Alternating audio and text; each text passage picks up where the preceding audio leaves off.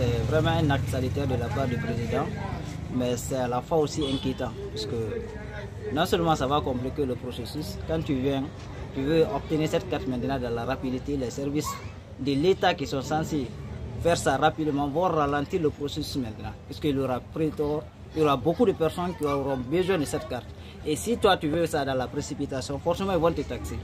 Donc si l'État décide de rendre ça gratuit, il faut s'assurer aussi que les agents qui sont censés contrôler l'obtention de cette carte soient aussi dans la même idée que l'État.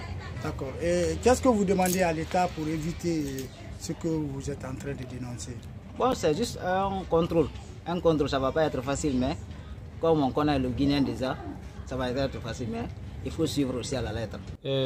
Vraiment, c'est une information qui va droit au cœur. Déjà que c'est une décision prise par le président de la République pour au moins satisfaire la population. Mais moi, je me dis que c'est une décision qui est prise tardivement.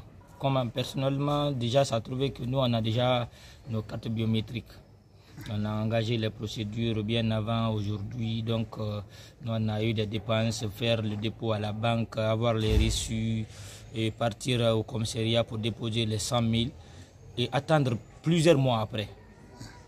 Parce qu'il faut attendre plusieurs mois. Si vous voulez accélérer le processus, il faut avoir une main noire derrière. Soit vous donnez 100 000 à la personne pour accélérer le dossier, ou bien vous donnez au moins une somme quelconque pour accompagner votre dossier afin que vous puissiez avoir la carte biométrique très rapidement.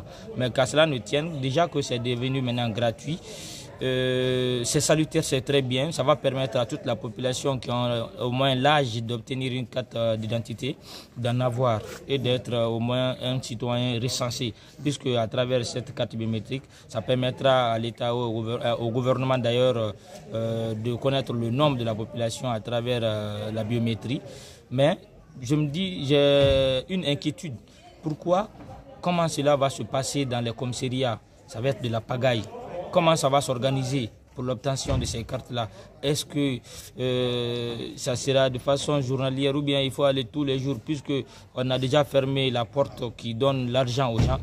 Qu'est-ce qui va se passer là-bas? Parce que c'est mon inquiétude grave aussi. Pour éviter tout cela, puisque déjà le décret dit qu'il y a un communiqué conjoint qui doit être établi entre le ministère, le MATD et le ministère de la Sécurité, ils n'ont qu'à tout faire pour mettre des équipes en place.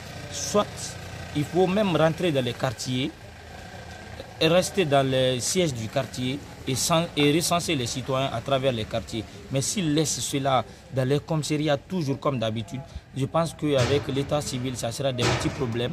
Parce que est-ce que les officiers qui sont là-bas, ils vont laisser leur affaire journalière pour s'occuper des cartes? Parce qu'ils savent maintenant qu'ils ne vont rien gagner dedans.